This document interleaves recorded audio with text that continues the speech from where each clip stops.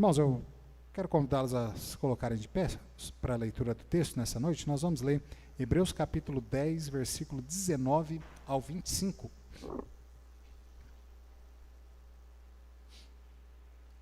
Hebreus 10, 19 ao 25.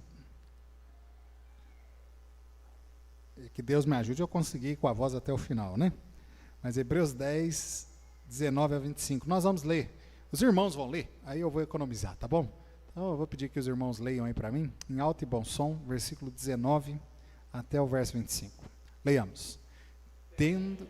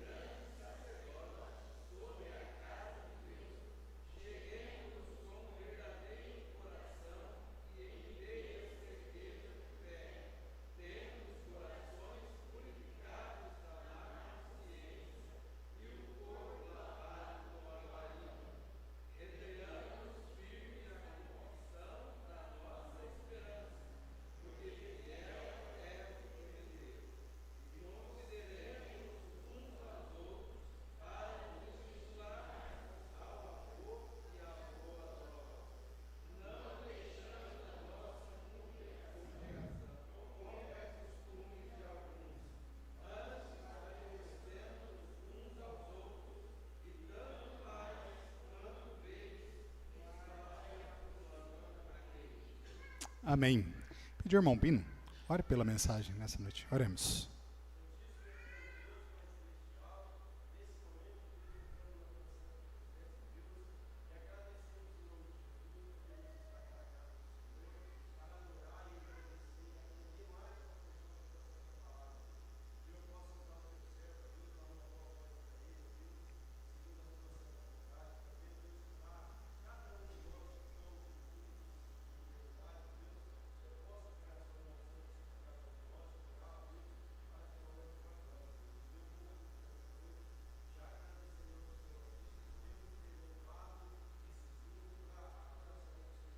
Sim.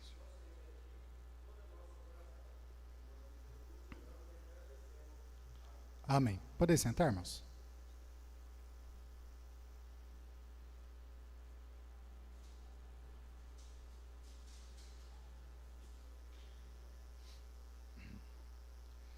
Muito bem, irmãos. Nós, então, queremos ver nessa noite, Deus assim nos permitindo, né, sobre privilégios e responsabilidades dos crentes, né? Então o texto aqui, ainda que poucos versos nós vamos discorrer nessa noite, né? No entanto, traz lições aqui preciosas, né, para nós, mostrando para nós que o cristão, tanto ele tem privilégios, quanto ele tem responsabilidades. Amém, irmãos? Nós precisamos lembrar disso, né? Nós temos privilégios, sim, e nós temos, obrigado, nós temos também responsabilidades, né?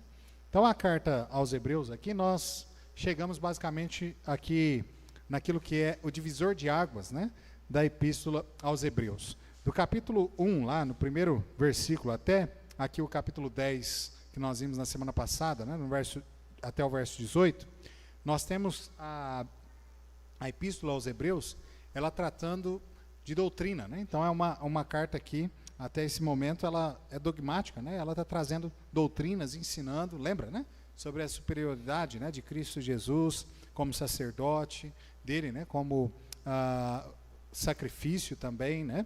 Então até aí ele tem mostrado essas questões de doutrinas. Daqui agora em diante, do versículo 19 até o final da epístola, no capítulo 13, o escritor aqui ele vai falar de forma prática agora para nós, né? E ele começa aqui nesse primeiro texto que nós estamos vendo hoje, né? Ele começa aqui falando para nós sobre essa questão, né, dos privilégios que o cristão tem e também de suas responsabilidades. Então, irmãos, depois, né, de que o escritor de Hebreus ele mostrou essa superioridade de Cristo, né, com respeito aos profetas, aos anjos, de Moisés, de Josué, de Arão, depois de mostrar a Cristo, né, como um sacerdote melhor, de uma ordem superior, a ordem de Melquisedeque, não a ordem, né, levítica, depois também de mostrar ele como sacrifício, né, melhor, agora vem ao ponto aqui prático agora da carta, e ele então vai começar a nos exortar na prática nessas questões. Então, em virtude aqui do que nós acabamos de ler, né, do sacrifício, né, de Cristo Jesus aqui, ele sendo cabal, final para a nossa redenção, agora então nós precisamos entender que isso abre para nós não só o privilégio, né, da salvação, mas há para nós também outros privilégios, mas também abre para nós responsabilidades.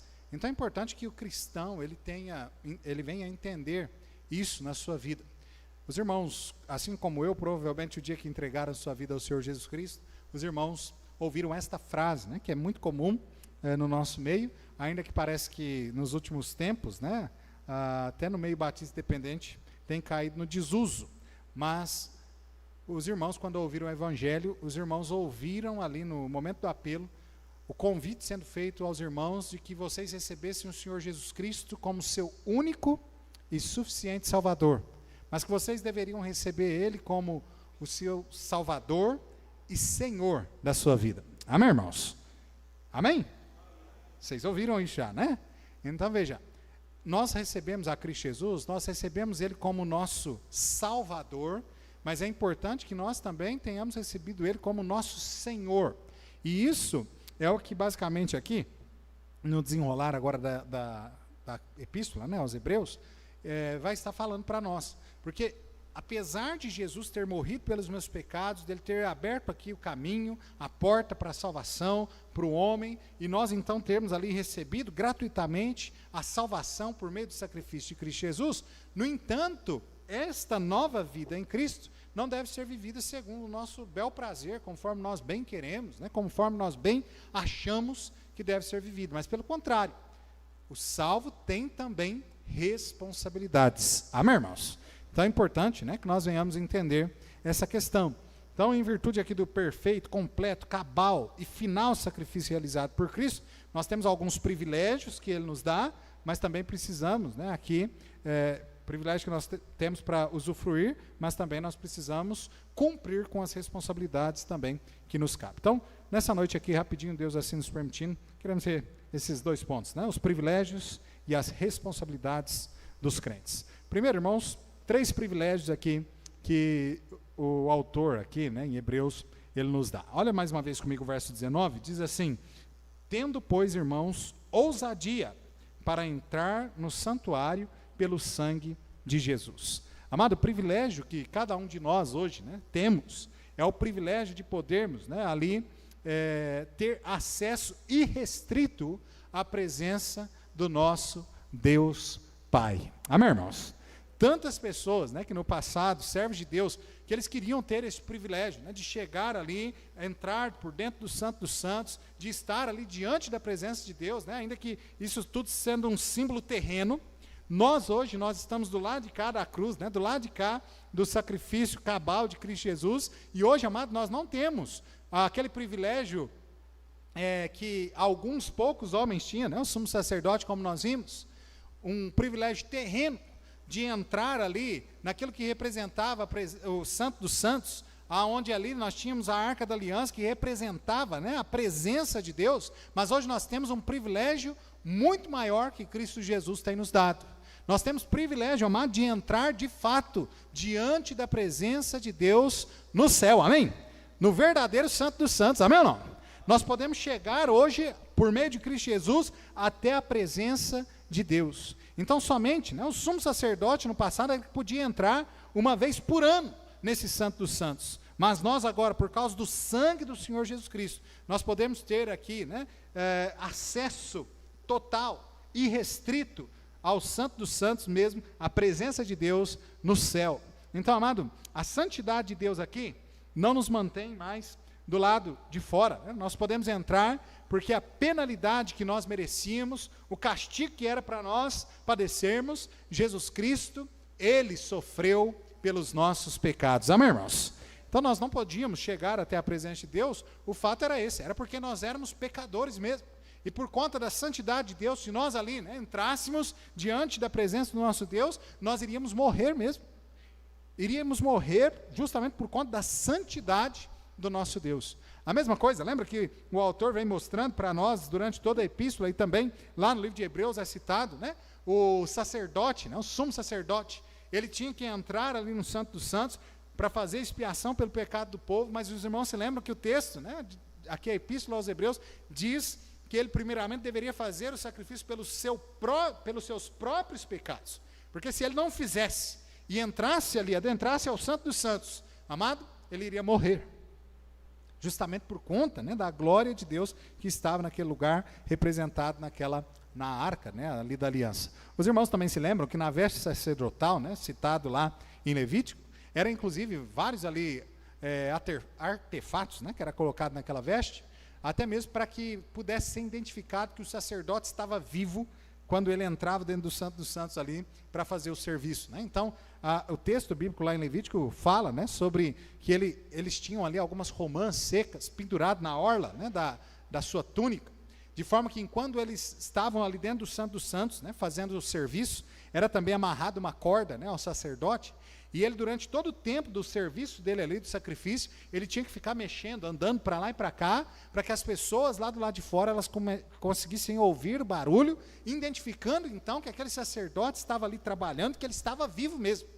E se aquele barulho parasse, aquela corda, né, que estava ali presa ao sumo sacerdote, ela era puxada, eles puxavam, já sabendo que aquele homem havia morrido, porque havia entrado de forma impura diante da presença de Deus no Santo dos Santos. Então veja, amado, e é justamente, né, essa representação, como nós vimos, já esta sombra, né, mostrando a santidade de Deus, o que o homem precisa realmente para estar diante, né, da presença de Deus ali, amado, é que é demonstrado agora para nós por meio de Jesus Cristo. Amém, irmãos?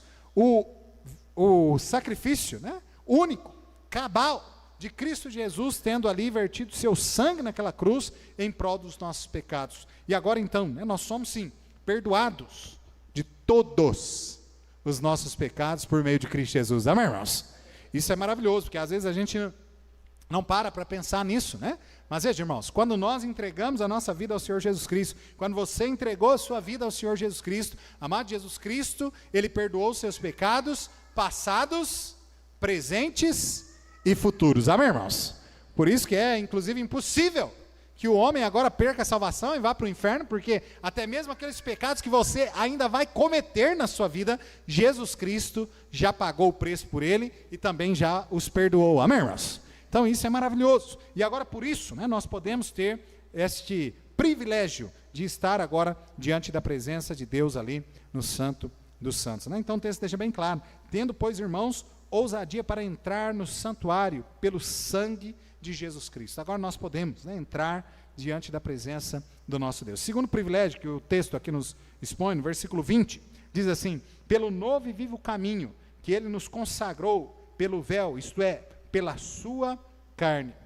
O segundo privilégio aqui é que nós temos um novo e vivo caminho para Deus. Amém, irmãos? Um novo e vivo caminho para Deus. O caminho aqui para a presença de Deus estava cercado, né, por uma grossa cortina. Os irmãos se lembram? Aquele véu do templo, ele tinha, né, pelo menos 5 centímetros de espessura. Imagina que véu é esse. E que fazia justamente aquela separação aonde nós, né, os homens, não poderíamos entrar ali a não ser o sumo sacerdote uma vez no ano. Então não havia um acesso ali, justamente havia uma separação ali entre nós e o nosso Deus. Mas com a morte de Cristo, o véu, né, foi rasgado. E, amado, que maravilha, né? É ver ali, inclusive, no relato, né, dos evangelhos, dizendo que aquele véu ele foi rasgado de baixo para cima. É isso mesmo? De baixo para cima que ele foi rasgado? Não, né? Ele foi rasgado de cima para baixo, né? Ou seja, Deus mesmo é quem abre ali acesso agora para que o homem possa estar diante da presença dele. Então, olha só, amado, este caminho agora, né, para a presença de Deus aqui, agora que estava impedido ali o acesso do homem, mas agora, né, pela morte de Cristo, nós agora temos livre acesso a Deus. Esse caminho agora é um caminho, sim, novo e vivo. Amém, irmãos? Lembra que durante todo o período, né, aqui da Epístola aos Hebreus, nós estivemos vendo que a lei cerimonial, né? Era algo apenas ali, uma sombra daquilo que seria os bens futuros, daquilo que viria de fato, né? A ser e acontecer. E agora, né? Aquilo que a lei apontava, o caminho que era Jesus, mas era só um apontamento para ainda uma coisa que iria acontecer distante. Agora, amado, com a morte de Cristo Jesus, esse caminho de fato, ele está aberto. Nós podemos agora estar realmente diante de Deus por meio de Cristo Jesus, amém? E é o único meio, amém ou não? João 14,6, né? Jesus diz, eu sou o caminho, a verdade e a vida. Ninguém vem ao Pai, senão por mim. Jesus é esse caminho, né? Durante todo o tempo, a humanidade, né, tem procurado outros caminhos, não é assim? Tem procurado, né, de repente, o caminho da religião, que achando que por meio da religião eles vão conseguir chegar ao céu. Eles têm procurado ali, através das obras, e achando que por meio das obras eles vão poder chegar ao céu. Outros acham que por meio do batismo, outros acham, né, que vão para o céu porque não tem pecado. Mas, amado, o fato é que a palavra de Deus nos ensina, é que o único caminho para o céu é por meio de Jesus Cristo, amém, irmãos? Ele sim é o único que pode conduzir o homem ao céu. Esse caminho, né, um novo caminho. Esse caminho não é um ritual, não é uma cerimônia, não é uma liturgia, mas é uma pessoa. Esse caminho é Jesus Cristo, amém? Hoje, né, nós estávamos aqui, o irmão Fabiano, mexendo com a pintura da igreja aqui, e um amigo dele chegou aqui, né? A gente pôde falar de Jesus também para ele. Mas olha só, irmão, que interessante, né? É que nós estávamos conversando e a ideia daquele homem não é diferente de muitos por aí, achando que ele poderia ganhar a salvação por ser uma pessoa boa, que pratica bondade, que gosta de ajudar as outras pessoas. E aí, né? Eu tive que falar com ele, olha, eu sinto te informar, isso é muito bom, isso que você faz, deve ser feito mesmo. É um dos mandamentos de Deus, inclusive, amar o próximo como a ti mesmo. Amém, irmãos? Esse é um mandamento de Deus, sim. Mas eu sinto te informar que isso não vai dar para você o direito de você ir para o céu. E aí eu pude mostrar, né, para ele ali também, que é só por meio de Jesus. Amém, irmãos? É só por meio de Jesus. Então, olha quantas pessoas, né, estão enganadas, achando que elas vão para o céu de uma outra maneira, a não ser por meio de Jesus. E não, é por Jesus mesmo. E é interessante quando a gente fala de Jesus para essas pessoas, que eu sempre gosto de falar algo muito óbvio, mas que chama atenção e dá um despertar, né, neles ali. Quando eu olho para eles e falo assim, olha, Jesus veio a esse mundo para quê? E eles me respondem, né, para morrer pelos nossos pecados, para nos salvar. E aí eu pergunto para eles assim, então se Jesus veio para isso, então por que é que você está fazendo boas obras para ir para o céu? Por que é que você acha que é uma outra pessoa, que é a religião, que vai poder te salvar? Porque se fosse isso que salvaria o homem, então Jesus não precisaria ter morrido naquela cruz.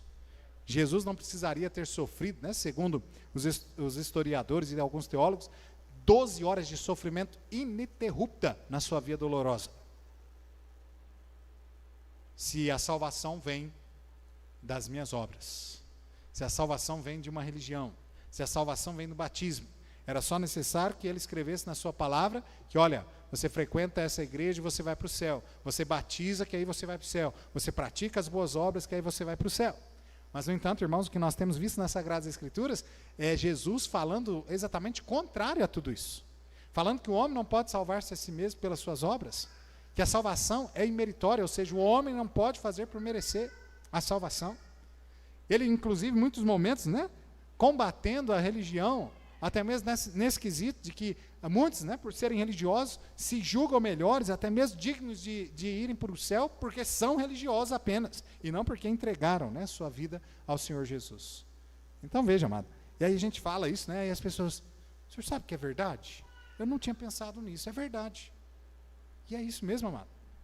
O único caminho, né, para o céu é Jesus, amém, irmãos? Então esse é um privilégio, né, que nós temos, porque nós conhecemos o caminho, e é nesse caminho que nós estamos, em Jesus Cristo, amém? Nós já temos a nossa certeza real da salvação, amém ou não? Somos salvos, nós já temos esta plena certeza, né, de que o dia em que nós fecharmos os nossos olhos nesta vida aqui, nós o abriremos, né, do outro lado, na glória eterna, junto do nosso Senhor e Salvador Jesus Cristo. Então, amado, nós temos aqui o privilégio, né, de de poder, né, chegar à presença de Deus, nós temos aqui o privilégio de um novo e vivo caminho para Deus, inclusive que nós devemos anunciar a outros. Em terceiro privilégio que nós temos aqui, nós temos Cristo como nosso grande e sumo sacerdote diante de Deus, né? Então, olha o versículo 21, diz: e tendo um grande sacerdote sobre a casa de Deus. Eu acho que os irmãos podem até alguns, né, tá meio enjoados sobre, parece que Hebreus só fala disso, né, sacrifício, sacerdócio, né, parece que ele só está falando disso o tempo todo, mas amado, é justamente isso, né, a epístola que é aos Hebreus está mostrando a superioridade de Cristo com respeito à velha aliança, e aqui, amado, um privilégio que nós temos aqui, de que Jesus foi o nosso sumo sacerdote, e não o outro, amém ou não? Porque no passado, os sumos sacerdotes que tiveram, os irmãos lembram, né? Eles estavam ali, ano após ano, entrando no Santo dos Santos, fazendo ali sacrifício pelo pecado do povo. E, inclusive, o escritor aqui diz para nós, né, que de forma que isso não podia perdoar pecados, mas se fazia uma comemoração dos pecados, ou seja, estava se relembrando ali que o homem era pecador. Era isso que estava sendo feito. Mas agora, nós, né, estamos aqui do lado de cada cruz. O sacrifício que foi feito pelos nossos pecados não foi por um homem comum, um homem pecador que precisava justamente de ser feito um sacrifício pelos seus pecados para depois fazer por nós. Mas pelo contrário, né, esse grande sumo sacerdote, Jesus Cristo, de uma ordem superior, ele fez o sacrifício pelos nossos pecados de uma vez por todas. Um sacrifício cabal, único, definitivo. Amém, irmãos? E ele não precisou fazer por ele mesmo, porque ele não tem pecado, amém?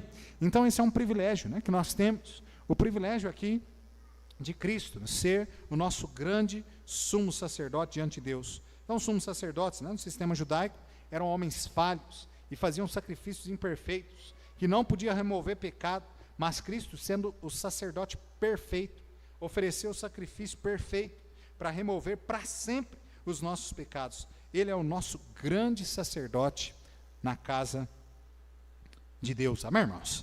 Ele sim, né, o nosso grande sumo sacerdote. Então, 3 privilégios que ele ressalta aqui para nós, os crentes que nós temos. Primeiro, acesso irrestrito à presença de Deus. Um novo e vivo caminho para Deus. E agora também Cristo como nosso grande sumo sacerdote. Agora ele vai dizer para nós, versículo 22 aqui em diante, ele vai mostrar para nós agora aqui a responsabilidade. Se nós temos privilégio, nós temos também responsabilidades. Amém, irmãos? É bem assim, né? Eu me lembro quando eu era pequeno, meu pai sempre falava isso para a gente, ó, você tem privilégios, mas você tem também responsabilidades. É importante, né, que você arque com as suas responsabilidades. Primeiro vem as responsabilidades, depois você desfruta das demais coisas. Né? Era isso que era ensinado para nós em casa, né? Mas, amado, olha só, a nossa vida cristã também é assim, nós temos privilégios, mas nós temos também responsabilidades. A primeira responsabilidade que nós temos aqui, nós encontramos o versículo 19 e o versículo 22. Veja, o verso 19 dizendo assim: tendo, pois, irmãos, ousadia para entrar no santuário pelo sangue de Jesus. Veja que essa palavra, né, importantíssima aqui para nós entendermos. Termos ousadia. É justamente isso. Aquele, né, que busca ter comunhão com Deus, ele precisa ter ousadia para chegar até a presença de Deus, amém, irmãos? Tanto na questão, quando nós referimos à salvação, que é necessário, né, a ousadia para chegar ali, também diante de Deus para a salvação, mas também agora nesta nova forma de vida, salva em Cristo Jesus, nesta vida agora onde nós devemos nos relacionar com Deus, nós temos também de ter ousadia para entrar na presença do nosso Deus. Então veja o texto, né? Tendo, pois, irmãos, ousadia para entrar no santuário pelo sangue de Jesus. Então, amado, veja, se nós temos um acesso irrestrito à presença de Deus, se isso é um privilégio, nós precisamos, irmãos, também desfrutar desse privilégio, sim, mas também precisamos entender que isso também é uma responsabilidade.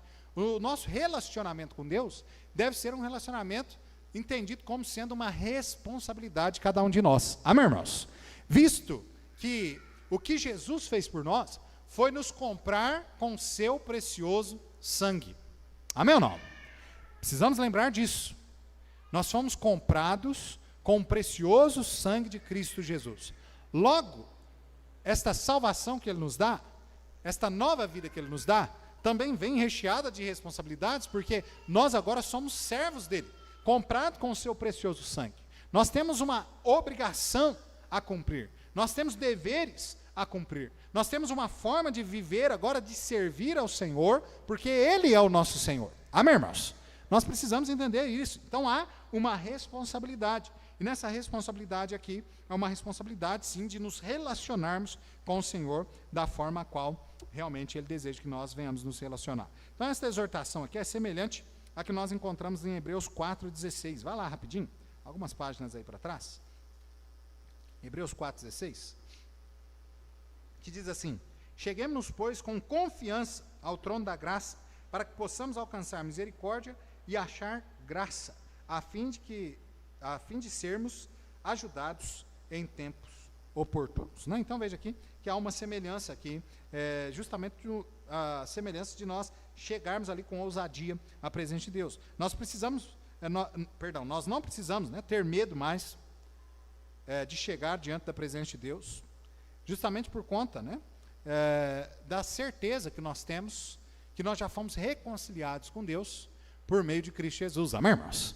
Então nós não precisamos ter medo agora de chegar diante da presença de Deus, mas nós precisamos entender que nós temos a responsabilidade de estar diariamente diante da presença do nosso Deus.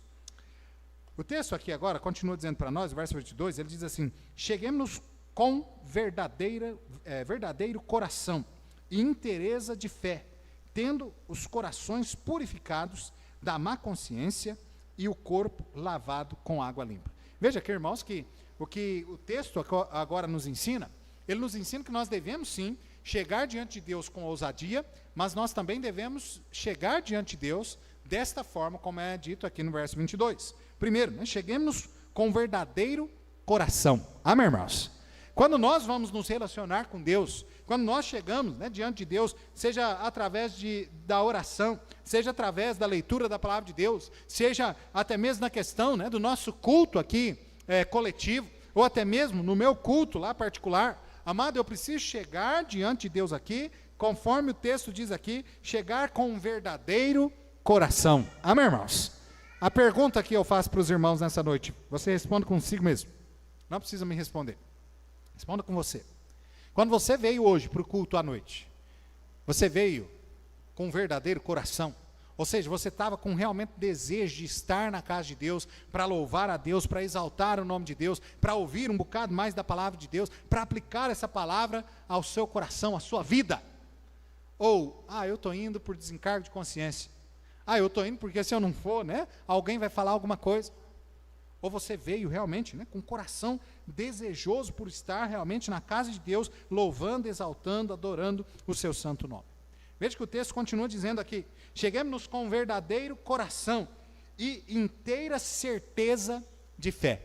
Amado, esse relacionamento nosso com Deus, essa aproximação a qual nós temos agora com Deus, esta aproximação com ousadia que nós devemos ter também ela com fé. Amém ou não? É importante que depois aqui, na próxima semana, nós vamos estar vendo aí no versículo 26 em diante, que ele vai estar sendo falado no texto justamente sobre isso. Alguns que se apostatam da fé, alguns que acabam, por um momento, parece que estão crendo, mas depois abandonam a fé.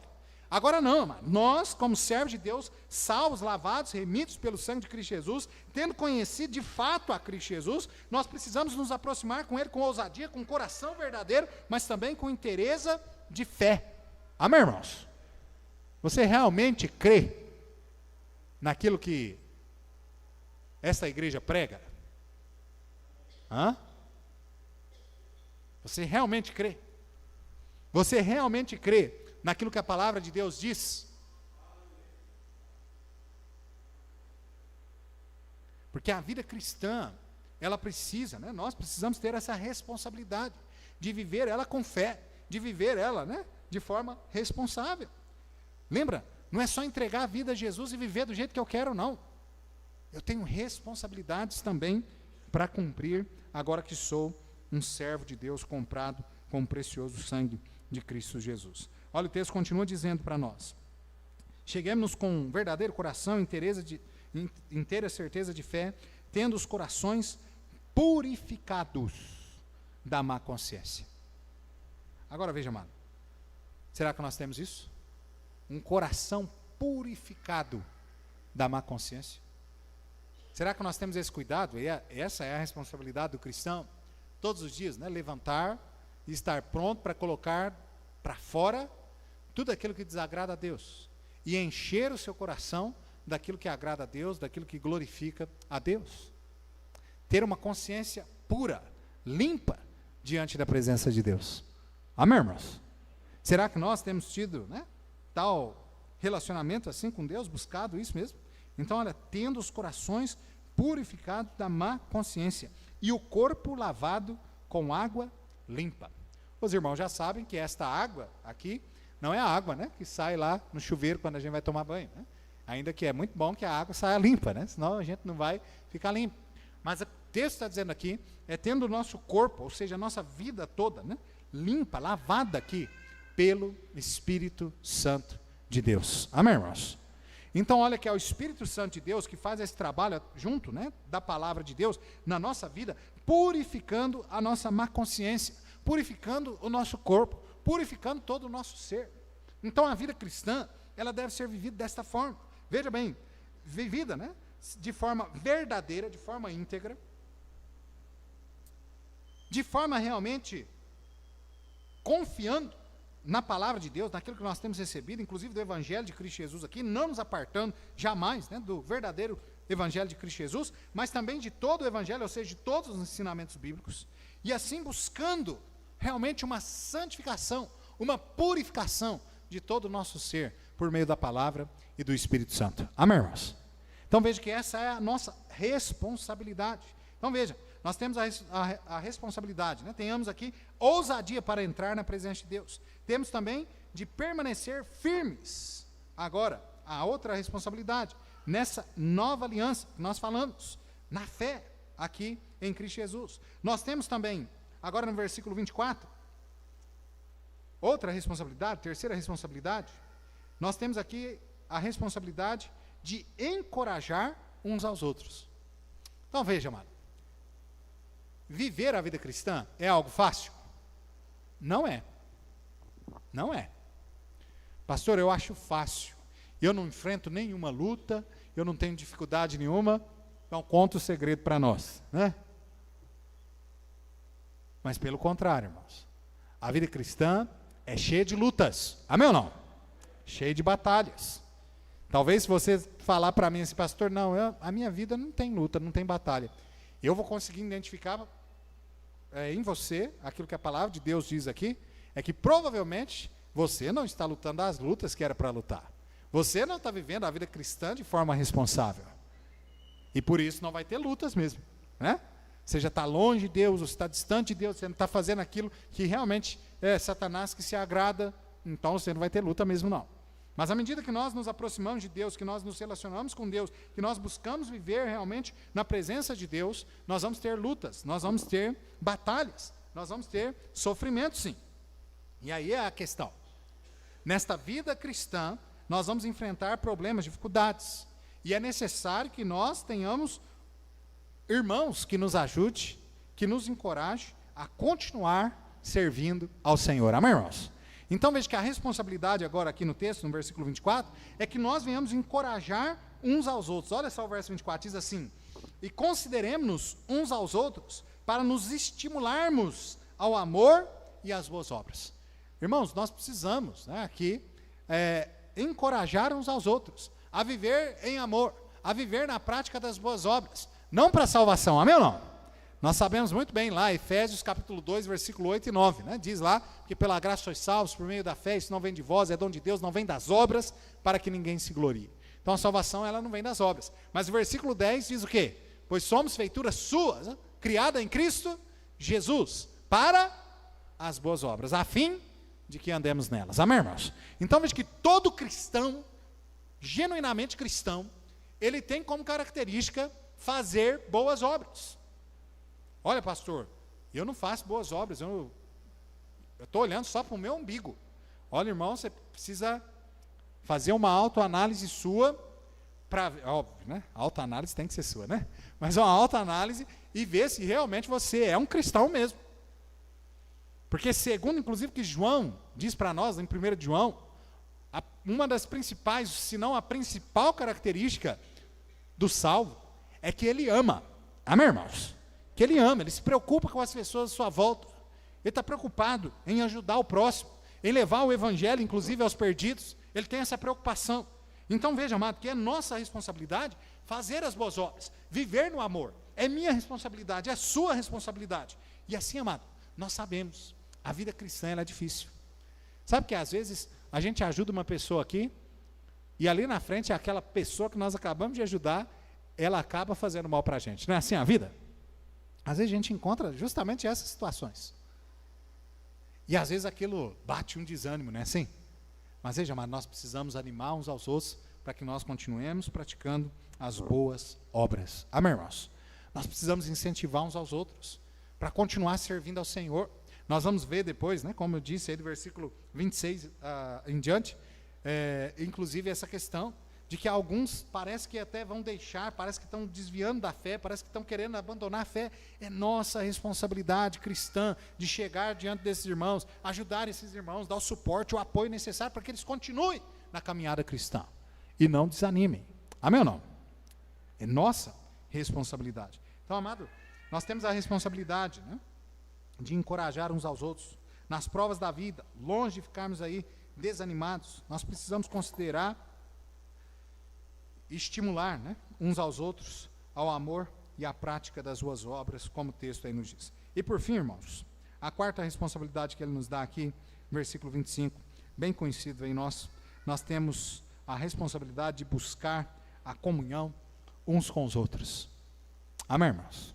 Uns com os outros. E aí, verso 25, diz assim: não deixando a nossa mútua congregação, como é costume de alguns, antes admoestando-nos uns aos outros, tanto mais quanto vedes que se vai aproximando aquele dia. Amém, irmãos? Nossa responsabilidade aqui, buscar comunhão uns com os outros. Sabe que a igreja, né, ela é o corpo de Cristo. Amém, irmãos? Ela é denominada assim nas Sagradas Escrituras, né, o corpo de Cristo, o rebanho, né, de Deus, a família. Amém ou não? E olha, interessante que todas essas três formas que a Bíblia apresenta à igreja é sempre mostrando, né, esta unidade. Um grupo grande, mas que está andando juntos, né? Então veja, a questão do corpo. Paulo, inclusive, cita, né, que o corpo tem vários membros, mas, no entanto, forma um corpo só. Amém ou não? Uma unidade. A questão, né, do rebanho, que o rebanho, ele sempre, de ovelhas, ali sempre está andando junto, né? É difícil quando uma ovelha, né, desgarra ali, normalmente elas estão todas juntas. E a ideia da família também, que a família deve andar juntos. Amém, irmãos? Então a igreja, né, ela deve estar buscando realmente viver em comunhão. A questão aqui, que nós temos de entender, né, que o texto aqui, ele está dando esta orientação a nós. Não só uma orientação de que nós não devemos faltar aos cultos, como também uma orientação mostrando para nós aqui que nós devemos estar unidos. Então veja que na nossa reunião, no nosso culto, quando nós nos unimos aqui, não é só vir para estar junto, mas também estar unido. Tem uma diferença. Amém, irmãos? Você pode estar junto com alguém e não concordar com essa pessoa, não estar unido com essa pessoa, de repente, naquilo que são os seus ideais de vida, naquilo que é os pensamentos, né, que aquela pessoa tem, naquilo que é a forma de trabalho que aquela pessoa tem. Você pode estar junto, mas não estar unido. Então, olha, a ideia da igreja é diferente. A igreja deve estar junta, mas também unida. Unida naquilo que nós cremos. Amém, irmãos? Unido naquilo que nós cremos. Unido nos nossos ideais de vida. O nosso ideal de vida é qual? É servir ao Senhor, adorar o seu santo nome, até que Ele volte. Amém, amado? Servindo Ele, levando o Evangelho, né, a toda criatura. Então, veja, amado, nós devemos não só estar juntos, mas também estar unidos. Então, nós não podemos viver isolado. Nós não podemos ficar, né, como aquele grupo aí que se denomina desigrejado, né? E ainda querem usar a Bíblia para falar que eles estão certos, quando na verdade não estão certos.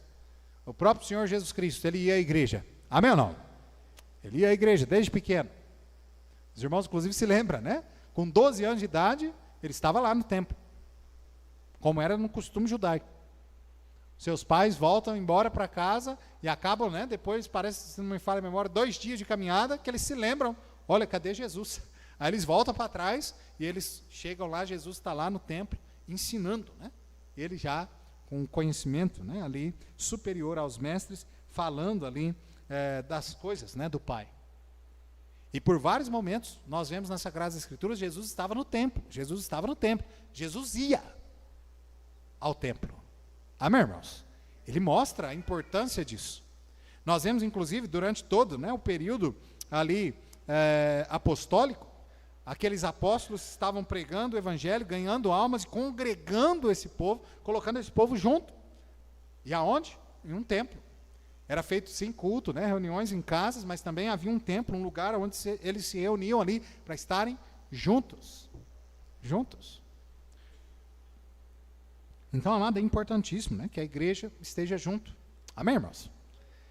Juntos, servindo ao Senhor, adorando, né, o nome de Deus, juntos. Amado, a palavra de Deus deixa isso bem claro. Então, essa ideia, né, que o pessoal tem do desigrejado, que a igreja não é importante, isso é mentira, isso é heresia. Porque aqui, no templo, é onde nós temos a oportunidade de juntos, né, cultuarmos ao nosso Deus, servirmos esse culto coletivo ao nosso Deus. É aqui, no templo, onde Deus proporciona para nós oportunidades de servir uns aos outros, das mais diversas formas possíveis. Então, amado, é importantíssimo, né? A igreja é importantíssimo, sim. Ela não salva, mas os salvos devem frequentá-lo para aprender e viver para a glória de Deus. Amém, irmãos? Quem salva é Cristo Jesus. Amém? Pertencemos, né, uns aos outros. Nós devemos congregar-nos, né, para servir uns aos outros, exortar uns aos outros, a ser uma bênção uns para os outros, né? E olha, justamente o que o texto diz no versículo 25, né? Exortando, né? A ideia aqui é admoestando, né, uns aos outros aqui, exortando uns aos outros, tanto mais quanto vezes que vai se aproximando aquele dia. A ideia deste exortar, admoestar, é de pegar a pessoa, trazer para perto de você e falar, e incentivar ela, né, a continuar servindo ao Senhor. Essa é a ideia. Irmão, por que você faltou no culto ontem? Vamos continuar, irmão. Não desanima, não. Vamos continuar servindo a Deus. As coisas são difíceis, a luta, mas nós vamos continuar servindo a Deus até que Ele volte. Amém, irmãos? Incentivando uns aos outros, né? Admoestando uns aos outros, como o texto diz aqui. O culto público é uma necessidade da vida cristã. É aqui, amado, onde nós aprendemos a maioria das coisas que nós sabemos a respeito da Bíblia. Amém ou não? Eu sei que a gente aprende muito em casa, sim. Eu sei que a gente aprende muito. No momento da nossa leitura bíblica ali, a leitura diária e tudo. Mas, amado, tanto eu quanto você, é inegável que pelo menos uns 70% a 80% do conhecimento bíblico que nós temos, nós adquirimos aqui. Amém ou não? Aqui. Eu posso dizer por mim mesmo, né? Esses dias eu estava conversando, eu acho que foi com o Renan, né, o irmão de Sertãozinho, né, nas conferências, e eu estava falando sobre isso, né? A gente estava falando sobre a importância da escola bíblica dominical para as crianças. E eu falei com ele, olha, eu acho que eu sei da Bíblia, uns 70% mais ou menos do que eu sei, 80%, eu devo às professoras da escola dominical. Você vai olhar para mim e falar assim, pastor, mas não foi lá no seminário? Não, as professoras da escola dominical e é o pastor que pregava e ensinava. Mas a grande maioria do que eu aprendi foi na escolinha, com a professora da escola dominical, sinceramente. Lembra, né? Eu nasci em um lar cristão. E graças a Deus eu tive boas professores da escola dominical. Eu tive 3, durante a minha vida toda, 3 professores da escola dominical. Mas que ensinaram muito bem. De forma que quando eu cheguei, né, na fase da adolescência, que eu fui passar para a classe, né, dos adolescentes ali, dos jovens depois, eu já tinha muitos versículos de cor, eu já tinha aprendido as doutrinas básicas das Escrituras já lá, na classinha mesmo. Então não foi, né? A maior parte no seminário não, foi na escola bíblica dominical, irmãos. A escola bíblica dominical ainda é a melhor escola do mundo, amém? Ainda é. Então é muito importante. Então veja, amado, que a igreja, né, ela proporciona isso para nós. Na sua casa, provavelmente, se você se convertesse e ficasse na sua casa, haveria doutrinas, ensinamentos bíblicos que você talvez nunca iria atinar para eles. Ou talvez iria fazer uma confusão tremenda na sua mente. Então, olha como, né? A igreja, ela é importante nesta questão. Então, a comunhão estreita aqui também, irregular, né? Não é apenas uma ideia, né, agradável, mas também uma absoluta necessidade para encorajamento dos valores cristãos. Então, amado, a igreja é importante. É uma responsabilidade de todos nós, salvos, lavados, remidos pelo sangue de Cristo Jesus, de estarmos na casa de Deus, quando há um culto, há uma reunião sendo celebrada. Amém, irmãos? É uma responsabilidade de todos nós.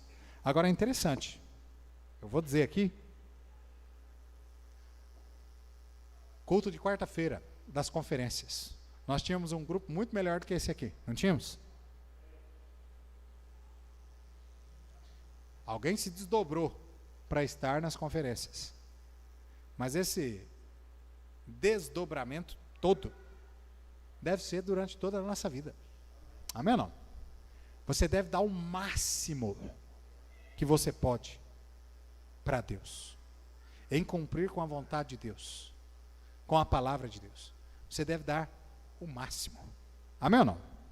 A não ser que você esteja doente, ou de repente, né, está lá trabalhando, alguns estão estudando. Mas ao contrário disso, irmãos, nós devemos estar na casa de Deus. Amém ou não? É na casa de Deus. Às vezes eu fico admirado, né? Porque alguns acham que é um sacrifício. Não. Sacrifício, irmãos, é o que Jesus Cristo fez na cruz por nós. Amém? Aquilo é sacrifício. Não vai ter nada que eu e você possa fazer para Deus que chegue pelo menos perto daquilo que Ele fez por nós. Amém ou não? Pastor, o senhor não sabe, eu estou doente, eu estou aqui, olha, eu tinha tanta coisa para fazer, eu estou aqui. Amém por isso. Amém. Que bom. Mas veja, irmãos, lembre-se sempre disso. Não há um sacrifício maior do que aquele que Cristo Jesus fez por nós. Amém? Não há. Então, por isso, né, nós devemos realmente cumprir com as nossas responsabilidades cristãs.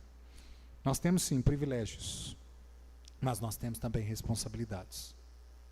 Viver a vida cristã sem arcar com as responsabilidades dela é viver como um servo inútil. Não é eu que estou dizendo, é a palavra de Deus que diz.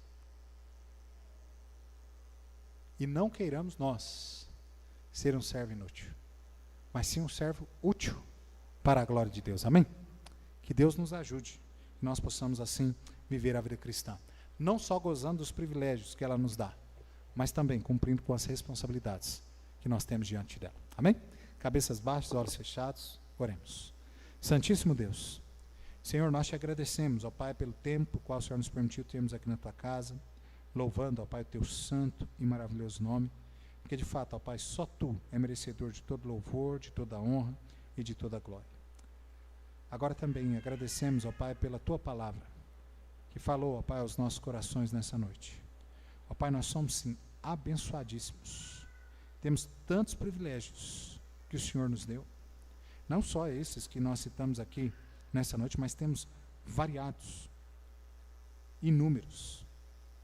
Mas, ó Pai, nós também temos responsabilidades. E que muitas vezes, ó Pai, nós temos deixado de cumprir com as nossas responsabilidades. Mas nós suplicamos ao Senhor, ó Pai, neste momento, que o Senhor, ó Pai, perdoa as nossas falhas, nosso pecado, e que nós, ó Pai, possamos cumprir com as nossas responsabilidades. E que o Senhor, ó Pai, nos ajude, nos fortaleça para esse fim. Que nós possamos ser cristãos responsáveis. Que nós possamos, ó Pai, gozar dos privilégios, mas também cumprir com as nossas responsabilidades. Para que o mundo aí fora possa ver que nós somos verdadeiramente servos do Senhor. E servos fiéis. Servos que realmente glorificam o teu santo e maravilhoso nome. Ó Pai, também queremos neste momento suplicar ao Senhor, ó Pai, que o Senhor abençoe a cada um desses irmãos que estão com problema de saúde. Eu peço, ó Pai, pela minha família, também peço, ó Pai, pela irmã Cida, irmã Iracema, irmã Cristina, ó Pai, irmã Tânia, irmã Bia. Cada um, ó Pai, dos irmãos que estão enfermos, o Senhor coloque suas mãos sobre eles, o Senhor dispense, ó Pai, o seu favor e cure cada um, ó Pai, para a tua honra e para a tua glória. E também, ó Pai, queremos pedir que o Senhor nos despeça agora para os nossos lares, protegido, ó Pai, amparado pelas suas santas mãos, e que a palavra a qual aqui nós ouvimos, nós possamos colocar em prática lá fora também, vivendo, ó Pai, para a tua glória. E é em nome de Jesus é que nós te pedimos, te agradecemos, com o perdão dos nossos pecados. Amém e amém.